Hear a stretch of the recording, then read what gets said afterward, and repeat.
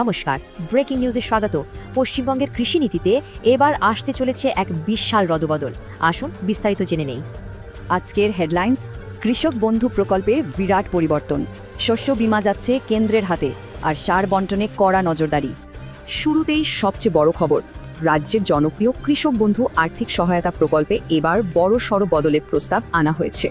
কৃষিমন্ত্রীর স্থাফ দাবি, বর্তমান উপভোক্তা তালিকায় প্রচুর বেনজল অর্থাৎ ভুয়া নাম ঢুকে পড়েছে, এগুলো দ্রুত ছেঁটে ফেলা হবে।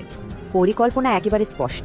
প্রথমে ভুয়া নাম বাতিল হবে, তারপর যোগ্য কৃষকদের সরাসরি পিএম কিষাণ প্রকল্পের আওতায় আনা হবে। সরকারি কর্মচারীরা এই সুবিধা আর পাবেন না। তবে চিন্তা নেই, প্রকৃত ও ভূমিহীন কৃষকদের আর্থিক সহায়তা সম্পূর্ণ সুরক্ষিত। নজর রাখছি পরবর্তী ব্রেকিং আপডেটে। রাজ্যের নিজস্ব শস্য বীমা ব্যবস্থাতেও এবার এক বিরাট পরিবর্তনের ঘোষণা করা হয়েছে।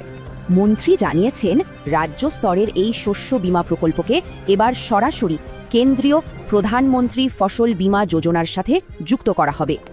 আর্থিক প্রকল্পের পাশাপাশি কৃষি ক্ষেত্রের লজিস্টিক সমস্যা এবং আলু চাষিদের বর্তমান সংকট নিয়েও এই সাংবাদিক বৈঠকে বিস্তারিত আলোচনা হয়।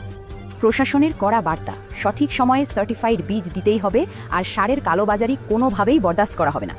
কিন্তু এখানেই উঠছে বড় প্রশ্ন, কেন্দ্রীয় প্রকল্পের সাথে এই সংযুক্তিকরণের ফলে সাধারণ কৃষকদের যোগ্যতার মাপকাঠি আসলে কি হবে? কারণ পিএম কিষাণ প্রকল্পের নিয়ম অত্যন্ত কড়া।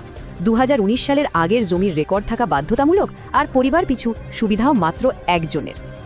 আগে কৃষক বন্ধুতে একই পরিবারের অনেকেই টাকা পেতেন, তাহলে নতুন কেন্দ্রীয় নিয়মের গেরোয় পড়ে কি সেই সুবিধা বাতিল হবে?